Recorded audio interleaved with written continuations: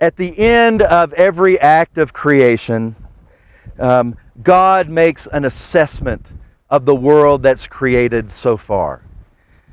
God says it is good. Now, this word in Hebrew that's usually translated good, it's the word tov.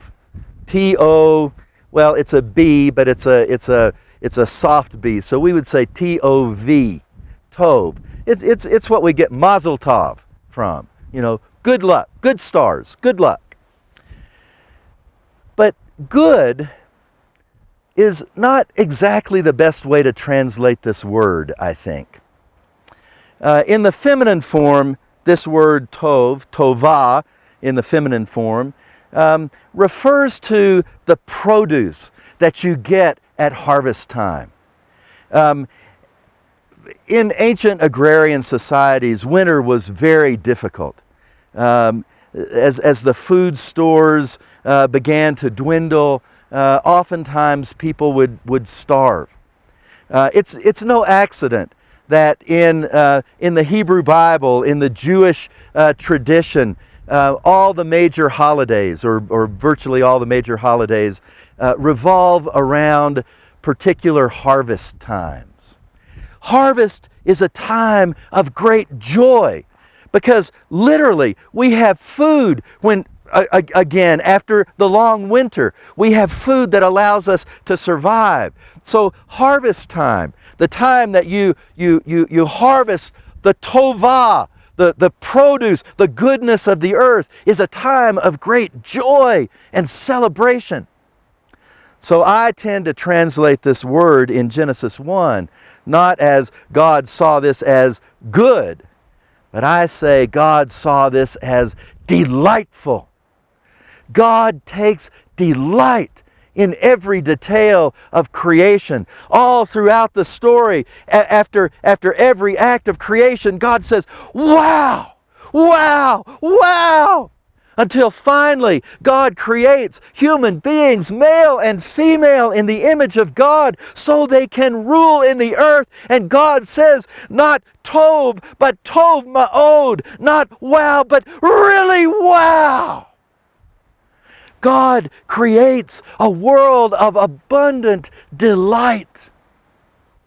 This is how we are called to rule in the earth. As kings and queens, as empowered people created in the image of God. We are to exercise power by freely giving power to others. We are to exercise power by delighting in this glorious creation that God has given us. Now, I said that the story comes to a kind of climax at the end of day 6 with the creation of human beings in the image of God. But the story comes to its rightful climax on day 7. The storyteller in this first creation story has set up the narrative in a very interesting way.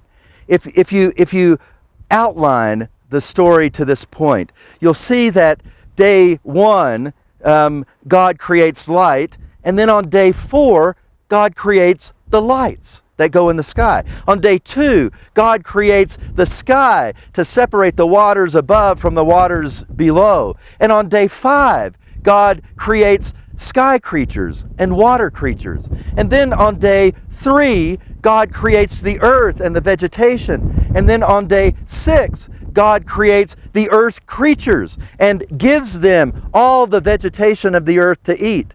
So we have, in the way the storyteller tells the story, a parallelism between days 1, 2, and 3 on the one hand, and days 4, 5, and 6 on the other. The one day in this structure that does not fit the parallelism is the 7th day. Now, this is a storytelling technique in the Hebrew Bible. When you have something that doesn't fit the pattern, it's like a neon sign pointing us toward that element in the story. We have here in the very structure of the story of creation a neon sign pointing us toward day 7. Day 7 is the point of the story. Note that the story ends, it comes to its climax, not with work, not with productivity, but with rest. And God on the 7th day rested from all the work that God had done. Sabbath rest is the point of creation. It is what creation is all about. The writers of this story, the tellers of this story, are saying that Sabbath keeping is built into the very fabric of the universe. Sabbath is natural law. I could decide I'm going to step off this rock here and fly. I hereby defy the law of gravity. Well, that wouldn't last very long, would it? Sabbath is natural law, and we defy Sabbath to our own peril. Now, you might think that working people would welcome a day of Sabbath. I mean, why would these writers have to write it into the story and say, you can't violate this because it's natural law? Well, the fact of the matter is that Sabbath keeping requires a leap of faith. It requires a faith that the world will continue to exist for an entire 24-hour period without me firmly in control of it. Sabbath requires a leap of faith. I don't know about you. I spend a lot of my life trying to fit 8 days of work into a 7-day week. Sabbath promises 7 days of prosperity for 6 days of work. And in the surplus is the gracious mercy of God. We really do get more out of life than we put into it. This is a very important lesson of this story of creation. This story of creation from below, as opposed to the story of creation from above, where human beings are condemned to endless toil and labor.